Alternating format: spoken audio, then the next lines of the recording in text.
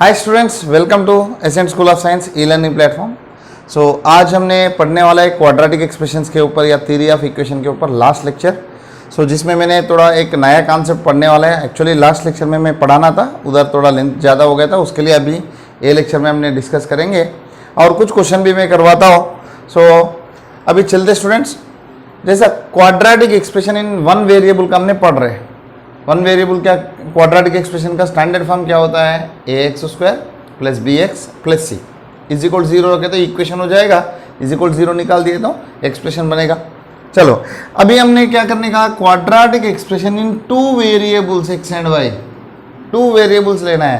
अब quadratic expression को observe करें तो जो तीन टर्म्स है ax² और bx और c, ax² का जो डिग्री है, डिग्री मतलब वेरिएबल का पावर, पहला टर्म में जो है पावर 2 था, सेकंड टर्म में पावर 1, थर्ड टर्म में वेरिएबल नहीं है तो पावर 0। मतलब हमने जब भी सेकंड डिग्री बोल रहे हैं मतलब वो पूरा एक्सप्रेशन में सेकंड डिग्री टर्म्स होगा, उससे नीचे फर्स्ट डिग्री टर्म होगा और 0 डिग्री टर्म भी होगा। ओके, अभी भी इधर quadratic expression in two variable मतलब सेकंड डिग्री टर्म्स होना चाहिए, फर्स्ट डिग्री टर्म्स होना चाहिए, 0 डिग्री टर्म्स होना चाहिए। चलो इधर x ले रहा हूं, मैंने y ले रहा हूं, मुझे x का पावर 2 लेता हूं, y का पावर 0, x का पावर 1 लेता हूं, y का पावर भी 1 होना चाहिए, x का पावर 0 लिए तो y का पावर 2। देखो इधर टोटल सम कितना आ रहा है, 2, इधर भी 2, इधर भी 2। ओके, मैंने देखो पहला जो टर्म्स है ax², x का डिग्री 2 लिया, y नहीं है तो y का डिग्री 0। सेकंड में x का पावर 1, y का पावर 1, 2hxy, इधर x का पावर 1, y का पावर 1, कुल मिला के ऑर्डर 2 हो जाएगा, डिग्री सॉरी। by² में x का 0, y का 2, by² में y का पावर भी 2 हो गया। Second degree, a b second degree, a b second degree. ये जो पार्ट है, ओके, ये पार्ट में पूरा टर्म सेकंड डिग्री है। अभी मैं क्या बोला था, सेकंड डिग्री मतलब सेकंड डिग्री भी हो सकता है, उसके नीचे डिग्री भी हो सकता है। फर्स्ट डिग्री देखते, फर्स्ट डिग्री मतलब x का 1 रखे तो y का 0, x का 0 रखे तो y का 1। देखो 2gx और 2fy, ठीक है। हाँ, और उसके बाद 0 डिग्री मतलब x का भी 0, y का भी 0 मतलब कांस्टेंट c। आपको देखो एक क्वाड्रेटिक एक्सप्रेशन में टू वेरिएबल्स में ये पूरा सेकंड डिग्री, ये पूरा फर्स्ट डिग्री, ये कांस्टेंट। ये पूरा कब ने बोलते हैं quadratic expression in two variables. Okay, चलो इसमें देखते बेटा होमोजीनियस। होमोजीनियस मतलब क्या होता है, होमोजीनियस मतलब same kind. Okay, same kind का मतलब सभी का सेम होना चाहिए। इधर मैं बोल रहा हूं सेकंड डिग्री, सेकंड डिग्री मतलब डिग्री 2 होना चाहिए। होमोजीनियस मतलब सभी एक ही जैसा होना चाहिए, एक ही जैसा मतलब उसका कुछ तो कुछ प्रॉपर्टी सेम होना चाहिए। इधर होमोजीनियस मतलब मैंने सिर्फ ये वाला पार्ट ले रहा हूं, क्यों, इसमें भी ऑर्डर 2 है, इसमें भी ऑर्डर 2 है, इसमें भी ऑर्डर 2 है, रेस्ट ऑफ द टर्म्स को छोड़ दिया मैंने। मान लो g f c तीनों का वैल्यू 0 हो गया मान लो। अभी ये जो बनता है इसको हमने बोलते हैं होमोजीनियस एक्सप्रेशन, या इज इक्वल 0 रखे तो होमोजीनियस इक्वेशन, ठीक है। अब ये जो है किधर से आया, जैसा आपको फर्स्ट ऑर्डर टर्म देखते हो, फॉर एग्जाम्पल x + 2 और दूसरा एक फर्स्ट ऑर्डर टर्म लिया x + 3, ये लीनियर फंक्शन से, ओके, लीनियर एक्सप्रेशन से ये दोनों को मल्टीप्लाई करें तो आपको क्या आएगा, x² + 5x + 6, क्या आया, क्वाड्रेटिक एक्सप्रेशन आया, ठीक है। लीनियर टर्म्स को मल्टीप्लाई करें तो क्वाड्रेटिक आया। ऐसा लीनियर टर्म को मल्टीप्लाई करें तो क्वाड्रेटिक आ रहा है, सेकंड डिग्री आ रहा है। ऐसा इधर भी सेकंड डिग्री आ रहा है, मतलब कहीं ना कहीं जगह पे अपने लीनियर फैक्टर्स को मल्टीप्लाई किया। Okay, this is the product of two linear factors, two linear factors. हाँ, हो सकता है नहीं, इधर भी देखो आपको हमेशा ऐसा फैक्टराइज नहीं होगा, हमेशा ऐसा factorise, in case non real root से फैक्टराइज भी आएगा, बट ये रूट जो होता है कॉम्प्लेक्स नंबर्स आएगा, ठीक है। हाँ, अभी ये जो है ये पूरा सेकंड डिग्री एक्सप्रेशन है, इसको हमने लीनियर फैक्टर्स में स्प्लिट कर सकते हैं या नहीं कर सकते। हाँ, कभी स्प्लिट हो सकता है, कभी स्प्लिट नहीं हो सकता है, ठीक है। इसमें तो कंपलसरी स्प्लिट होगा, जो रूट से रियल हो सकता है, नॉन रियल हो सकता है, इक्वल भी हो सकता है, बट इधर ऐसा नहीं है। ये सिचुएशन में ये पूरा एक्सप्रेशन जो है दो लीनियर फैक्टर में स्प्लिट हो सकता है, कभी कभी स्प्लिट नहीं भी हो सकता है, ठीक है। हाँ, स्प्लिट होना है तो कंडीशन ये है, देखो इसको हमने डेल्टा से रिप्रेजेंट कर रहे हैं, okay. So second degree expression can be split into two linear factors। तो कंडीशन क्या होना चाहिए, डेल्टा से रिप्रेजेंट करते हैं एक्सप्रेशन को, इसको याद रखना और आगे भी फ्यूचर में यूज होगा।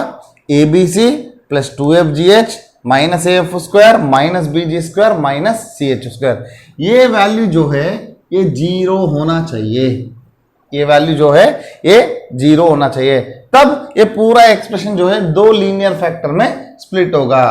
सर दो लीनियर फैक्टर मतलब ऐसा हो सकता है, for example A1x plus B1y plus C1, इधर A2x plus B2y plus C2, ऐसा होगा। बट इधर A1 B1 C1 A2 B2 C2 जो है, ये जो नंबर्स है रियल नंबर्स हो सकता है या कॉम्प्लेक्स नंबर भी हो सकता है, जैसा 2 3 4 है 1/2 √2 √3 ऐसा हो सकता है, या 2 + 3i 2 - 3i ऐसा भी हो सकता है। तो कैसा पता चलेगा, इसमें it can be split into two real linear factors, okay, two real linear factor. देखो नॉर्मली तो ये कंडीशन जीरो है तो स्प्लिट तो होगा, और रियल फैक्टर्स हो सकता है, नॉन रियल फैक्टर्स हो सकता है, बट कैसा पता चलेगा, रियल फैक्टर्स होना है तो डेल्टा तो जीरो होना बराबर है, उसके बाद g square minus AC greater than zero, H square minus AB greater than zero, F square minus BC, okay. So ये टर्म्स जो होना चाहिए ये हमारे को कंडीशन सेटिस्फाई करना चाहिए, ओके। चलो उसके नीचे एक क्वेश्चन दिया हो, एक क्वेश्चन भी हम करेंगे।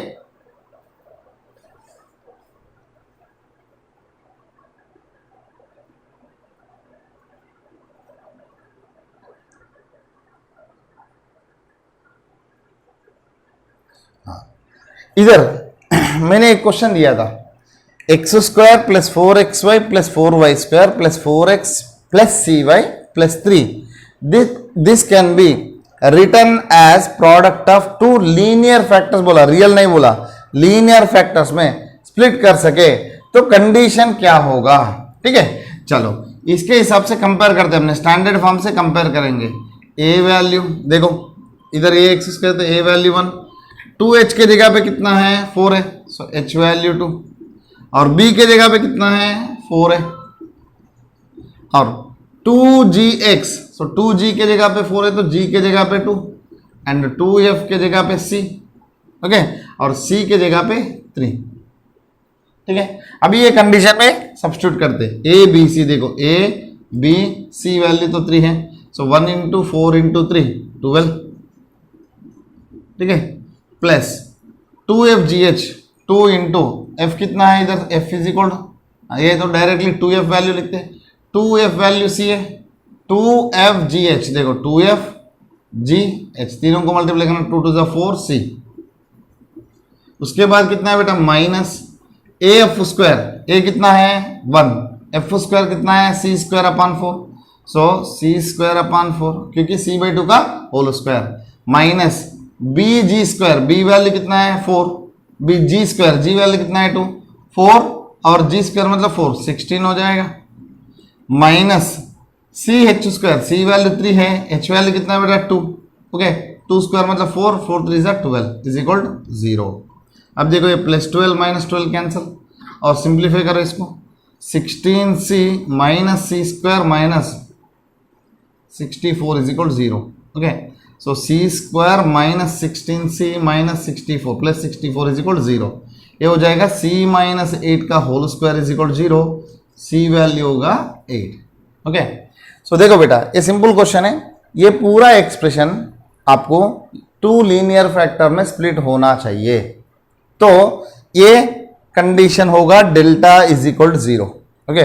ये टू लीनियर फैक्टर में कब स्प्लिट होता है बेटा, ये वाला कंडीशन जो डेल्टा है ये 0 है तो ही दो लीनियर फैक्टर में स्प्लिट होगा, वरना नहीं, ओके। स्प्लिट नहीं होगा मतलब इधर ना लीनियर ना रियल मिलेगा ना नॉन रियल मिलेगा, ऐसा फैक्टराइज होगा ही नहीं, फैक्टराइज होगा ही नहीं, ठीक है। चलो सो ये डेल्टा वैल्यू, ए वैल्यू, बी वैल्यू, सी वैल्यू, सभी वैल्यू हमने स्टैंडर्ड फॉर्म से कंपेयर किया, कंपेयर करके ये फार्मूला में डाल दिया, डाल के सिंप्लीफाई करते आपको एक क्वाड्रेटिक इक्वेशन मिला, उसको सॉल्व करें तो सी वैल्यू मिला 8, ठीक है। और इसमें इनकेस पूछा है लीनियर फैक्टर्स में रियल वाला हो सकता है, रियल लीनियर फैक्टर्स है तो ये तीनों कंडीशन आपको चेक करना पड़ेगा, ओके। ये तीनों कंडीशन चेक करें तो देखो जी स्क्वायर कितना है बेटा 4 minus A C, a value 1 है, सी वैल्यू 3 है, ठीक है।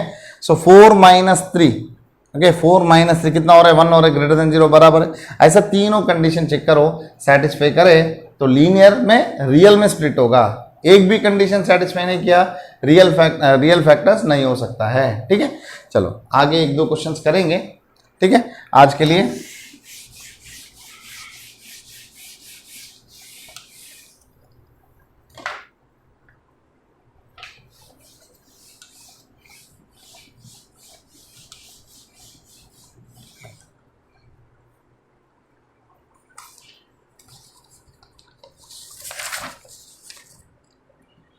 इधर t square x square plus mod x plus 9 is equal 0, इसमें product of real roots, product of real roots, product of real roots. First option दिया है always positive, second option always negative, third does not exist, मतलब fourth option none. उसके बाद a b c, so 3 distinct positive numbers है, and a square plus b square plus c square value 1 है, then a b plus b c plus c a value क्या है, first option दिया less than 1, second option greater than 1, fourth option, third option equal to 1, fourth option any real number belongs to are.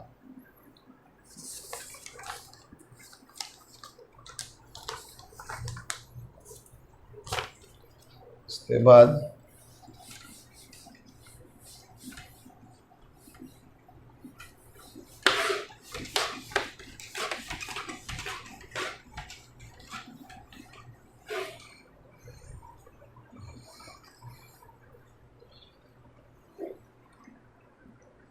इधर x square plus p x plus q is equal 0, जिसका roots दिया है tan 30 degrees tan 15 degrees, then 2 plus p minus q is equal कितना है, sorry Q minus P is equal, मैं इसका value पूछा है। और भी क्वेश्चन है, इधर लिखता हूँ। So in triangle ABC, angle C is equal to 90 and roots tan A by 2 and tan B by 2 are the roots of AX square plus BX plus C is equal to 0. Then नीचे condition दिया है A is equal to B plus C, second C is equal to A plus B, third B is equal to C, fourth B is equal to A plus C। ये 4 question करेंगे, ये थोड़ा trigonometry based है, सो हमने आगे पढ़ते हैं उसका फार्मूला भी दे देता हूँ। इसमें ऐसा बोला है इसका प्रोडक्ट ऑफ रियल रूट्स, देखो इधर आपको दिख रहे सेकंड ऑर्डर, बट आपको याद रखना ये हमेशा फर्स्ट ऑर्डर है, सॉरी फोर्थ ऑर्डर है, क्योंकि आप मॉडुलस निकाल देते हो, एक बार प्लस लेने का एक बार माइनस लेने का, मतलब इसमें 2 क्वाड्रेटिक इक्वेशन इन्वॉल्व हुआ है, तो प्लस रखे तो एक आएगा, माइनस रखे तो दूसरा आएगा, ठीक है। चलो सो आपका जो पहला इक्वेशन आएगा t square x square plus x plus 9 is equal 0, दूसरा t square x square minus x minus 9 is equal 0, okay. आपको सॉल्व करने की जरूरत नहीं, इधर क्या पूछा है product of real roots, product of real roots. इसका रूट्स रियल होगा नहीं होगा वो चेक करते हैं, रियल या इमेजिनरी कैसे चेक करते हो आप, b square minus 4ac, okay.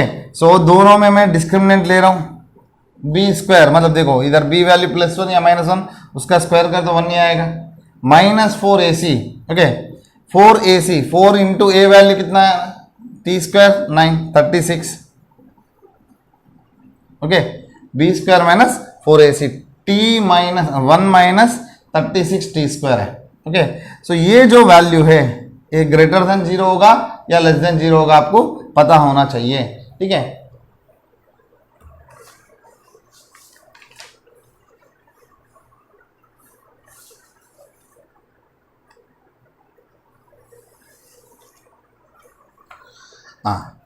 सो इधर मान लो t square 36 t square value greater than 0, मतलब ये पूरा वैल्यू पॉजिटिव है, अंडर रूट में आता है मान लो delta.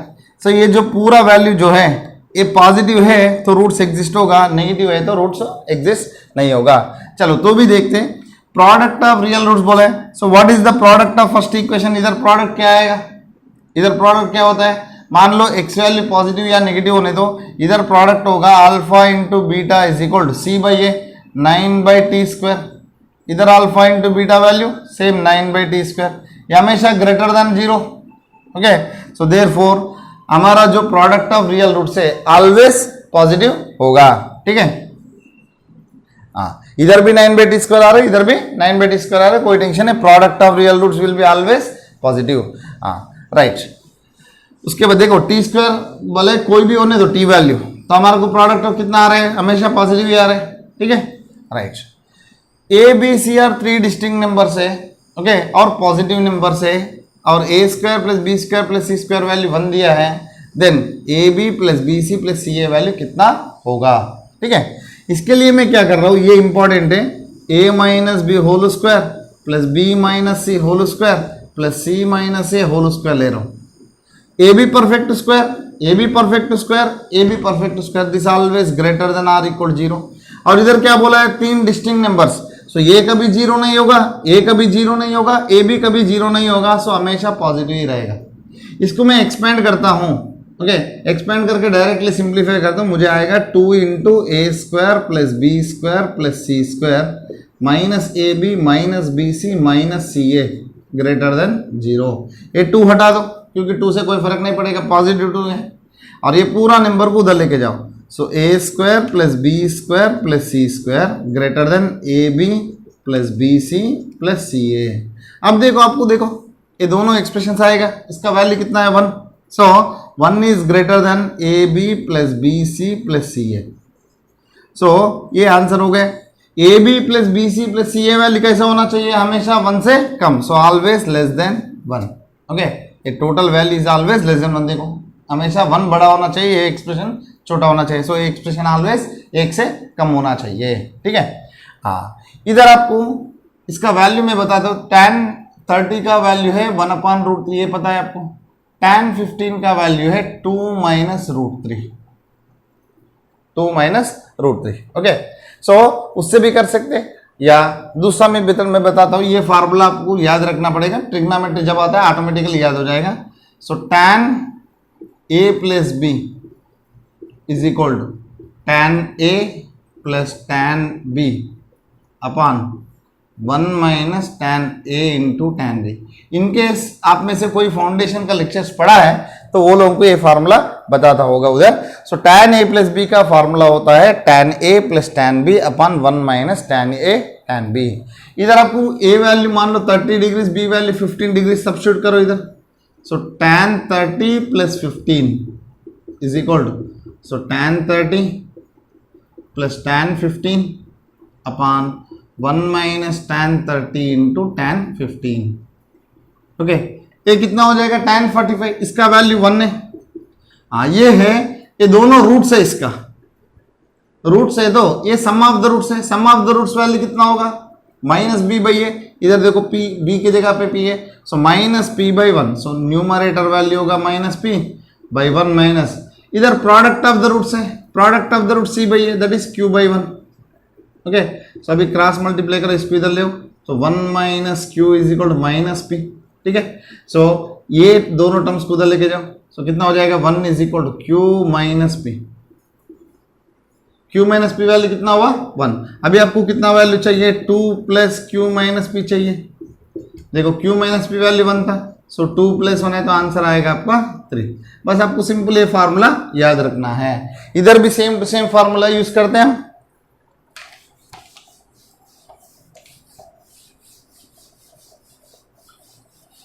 So actually questions JW में ऐसा पूछता है, एक चैप्टर से कंप्लीटली नहीं आएगा। सो बहुत सारे क्वेश्चंस ऐसा होता है लिंक्ड मतलब आपको एटलीस्ट मिनिमम बेसिक नॉलेज होना चाहिए, ठीक है। सो ये बेसिक से ये बोर्ड की लेवल की फार्मूला है, ये फार्मूला याद है तो आपको क्वेश्चन ऑटोमेटिकली आएगा। इधर ट्रायंगल एबीसी में एंगल सी 90 है।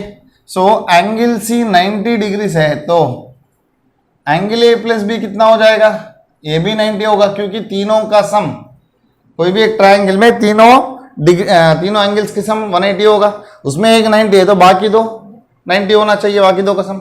और अभी इधर a/2 b/2 बोल रहे हैं। सो a/2 प्लस b/2 करें तो इधर आपको मिलेगा π/4, ठीक है। अभी दोनों से tan लगा दो क्योंकि ये क्वेश्चन tan में है।